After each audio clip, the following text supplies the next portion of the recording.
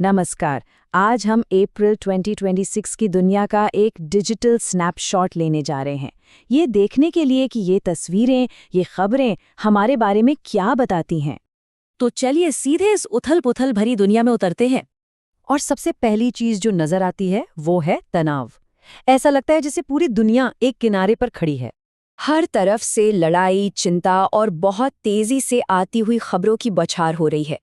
तो सवाल ये है कि इतने सारे शोर में से मतलब कैसे निकाला जाए? चलिए दुनिया और देश की बड़ी-बड़ी खबरों को एक साथ रखकर देखते हैं। अब देखिए, ये जो अस्थिरता है वो हर लेवल पर दिखती है।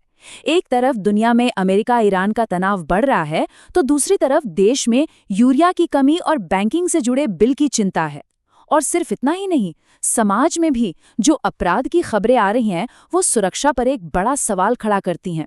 मतलब सब मिलाकर एक बेचैनी का माहौल सा बन गया है। और ये आर्थिक चिंता, इसका सबसे बड़ा सबूत है सोने की बढ़ती कीमतें। देखिए, जब भी दुनिया में हालात बिगड़ते हैं, लोग सोने में पैसा लगाते हैं क्योंकि उसे सबसे सुरक्षित माना जाता है। अच्छा, अब जरा देश के अंदर यानी कि राजनीतिक मैदान में झांक कर देखते हैं कि वहां ये तनाव किस शक्ल में नजर आ रहा है। पश्चिम बंगाल में तो सीधी सियासी जंग छिड़ी हुई है।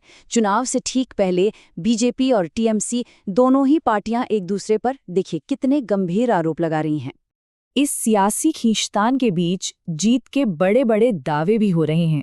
जैसे गृह मंत्री का ये बयान कि नक्सलवाद यानी लेफ्ट विंग एक्सट्रीमिज्म अब लगभग खत्म हो चुका है।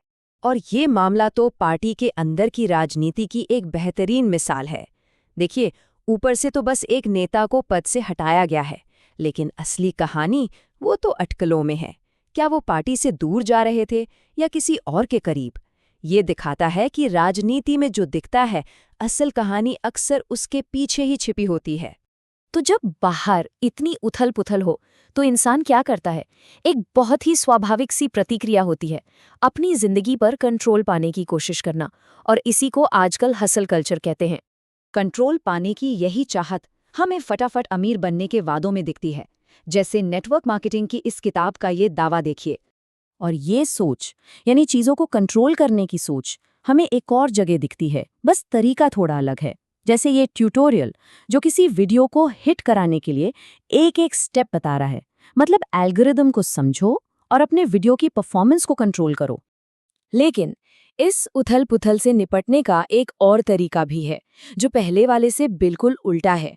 ये कंट्रोल करने का नहीं, बल्कि सब कुछ एक बड़ी शक्ति पर छोड़कर शांति पाने का रास्ता है। ये एक तरह से अपने अंदर झांकने जैसा है।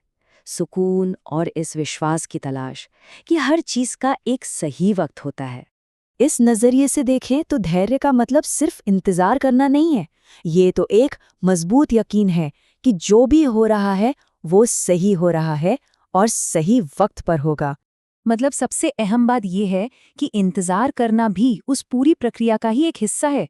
ये हमें आने वाले कल के लिए तैयार करता है। तो हमने दो अलग-अलग रास्ते देखे, एक कंट्रोल करने का और दूसरा सब कुछ छोड़ देने का। तो ये सब मिलकर हमारी डिजिटल दुनिया के बारे में क्या तस्वीर पेश करते हैं?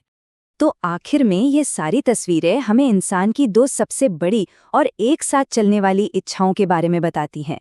एक तरफ अपनी किस्मत को अपने काबू में करने की जिद और दूसरी तरफ उसी किस्मत पर भरोसा करने की गहरी ज़रूरत। और ये हमें एक आखिरी सवाल के साथ छोड़ जाता है।